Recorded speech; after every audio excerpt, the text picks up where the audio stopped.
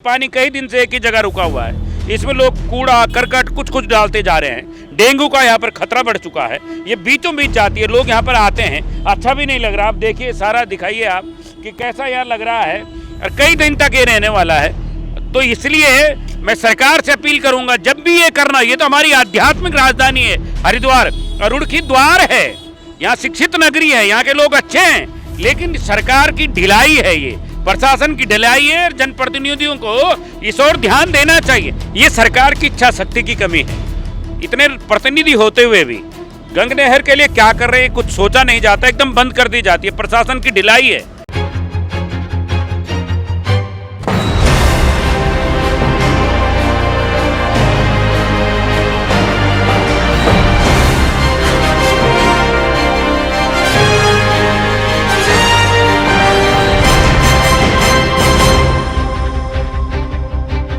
नमस्कार, आप देख रहे हैं द न्यूज़ वाला नेटवर्क। मैं हूं आपके साथ हेमंत। इस समय पंडित दीनदयाल उपाध्याय पुल के ऊपर हैं और यहां पर नहर की जो स्थिति अभी बनी हुई है, काफ़ी कूड़ा कचरा इसमें दिखाई दे रहा है।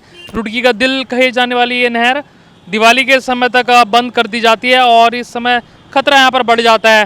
तो अध्यात्म के दृष्टिकोण से भी ये नहर बहुत इम्पोर्टेंट है और रुड़की का दिल तो है ही है।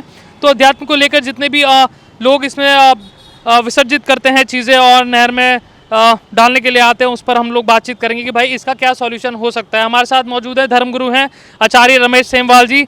बहुत बहुत स्वागत आपका द न्यूज़ वाला नेटवर्क में। हमने आपको रोक दिया है यहाँ पर चलते चलते।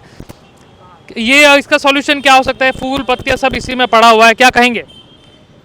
बहुत बहुत धन्यवाद, आपने बहुत ही अच्छे विषय को उठाया। गंगा माँ हमारी भारत की संस्कृति की संभाग है। पुरातन से लेकर वैदिक काल से लेकर माँ गंगा, राजा भगीरथ जी ने तपस्या करके संसार के लोकार्थ कल्याणार्थ माँ गंगा धरती पर आई है और हरिद्वार गंगोत्री से चलकर माँ यहाँ पर आई है। रुड़की का सौभाग्य है कि हमारे हृदय के बीचों बीच जन कल्याण के लिए माँ गंगा बह रही है। जहाँ सिंचाई की फसलें लहराती हैं माँ गंगा के जल से, वहीं लोगों के स्नान के लिए और शुद्ध सुबह जब लोग आते हैं तो वातावरण शुद्ध रहता है।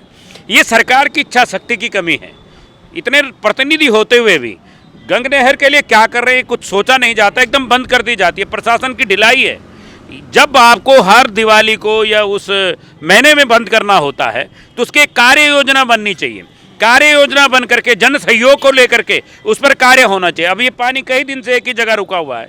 इसमें लोग कूड़ा करकट कुछ कुछ डालते जा रहे हैं। डेंगू का यहाँ पर खतरा बढ़ चुका है। ये बीचों बीच जाती है, लोग यहाँ पर आते हैं, अच्छा भी नहीं लग रहा। आप देखिए, सारा दिखाइए आप कि कैसा यहाँ लग रहा है और कई दिन तक ये रहने वाला है।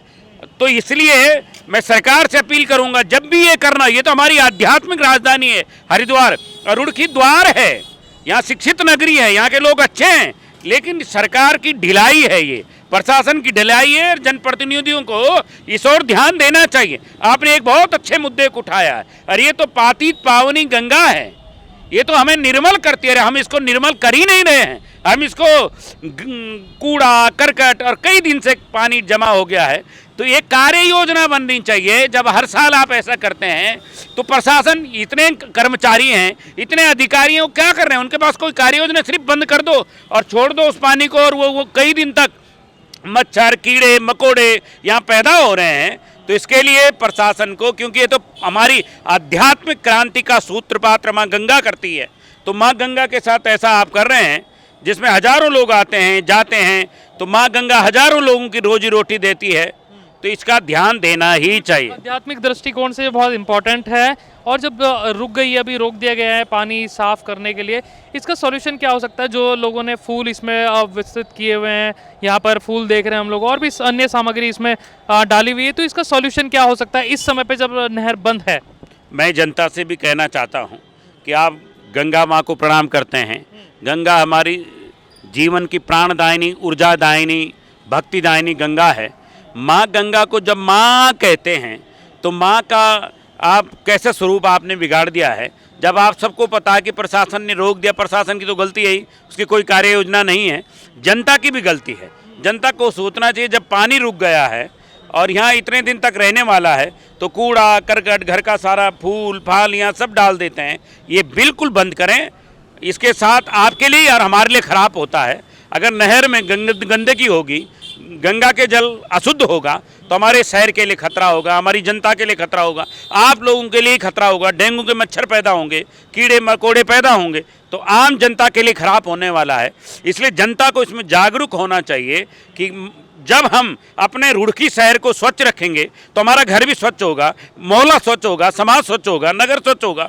तो इसलिए इन बातों को ध्यान रखते हुए आपको भी इसमें कूड़ा करकट नहीं डालना चाहिए। ये बहुत इंपॉर्टेंट गुरुजी ने बात कही कि भाई हम सब लोगों की शायद जिम्मेदारी है, रुड़की वासियों की, जितने लोग यहाँ पर रहते हैं सबकी जिम्मेदारी है। अगर प्रशासन के पास कोई प्लान नहीं तो हम लोगों को एकत्रित होकर यहाँ पे आप व्यवस्था करनी चाहिए और नहीं डालना चाहिए। आम जनता को इस कार्य के लिए सहभागिता, दुर्भाग्य है कि जिन भी चीज़ों के लिए हमने माँ कहा, चाहे गौ माँ कहा, चाहे गंगा माँ कहा, गीता माँ कहा, माँ तो कह दिया, लेकिन अपनी जिम्मेदारियों को हम पूरा नहीं कर पाते। जो हमारा मूल है गंगा, मूल है गौ, जब हम माँ कहते हैं लेकिन उस कर्तव्य का निर्वाह नहीं करते। गंगा गंदी है तो गंदी है, हम नहा लिए चल दिए हो गया। अरे जब रुड़की शहर का सौभाग्य है कि बीचों बीच माँ गंगा का जल सुंदर कल कल नाद करता हुआ, सबके कल्याण की कामना करता हुआ आगे बढ़ रहा है, तो हमें जागरूक होना चाहिए कि स्वच्छ रुड़की, स्वच्छ गंगा, तो सबके लिए अच्छा होगा, बीमारियां नहीं होंगी। जो मोदी जी का मिशन है स्वच्छ भारत का, तो हमें स्वच्छ गंगा का मिशन बनाना चाहिए।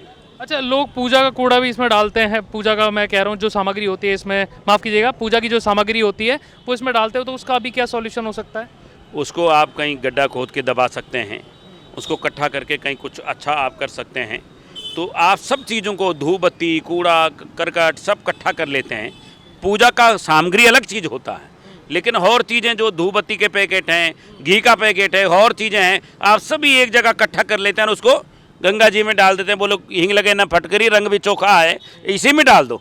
ये गलत बात है। जब हम गंगा जल सुबह पीते हैं तो कहते हैं केशवाय नमः, माधवाय नमः, गोविंदाय नमः। तो उस जल को स्वच्छ रखने की हमारी जिम्मेदारी है।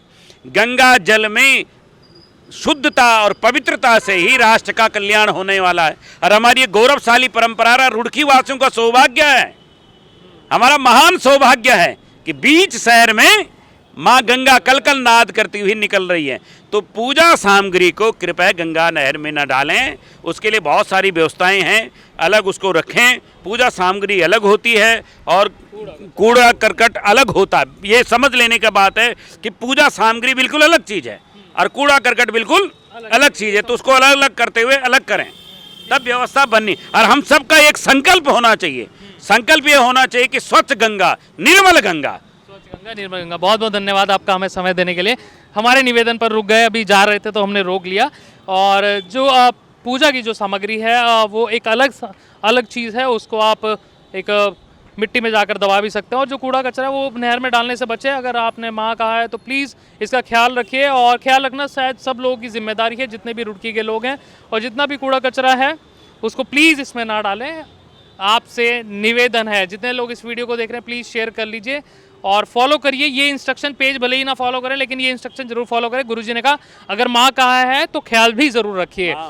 बिल्कुल। और यूट्यूब चैनल पर जितने लोग देख रहे हैं प्लीज़ सब्सक्राइब कर लीजिए। कैमरे पर है साथ ही हमारे शिवम, बने रहिए न्यूज़ ऑन नेटवर्क के साथ। बहुत बहुत शुक्रिया।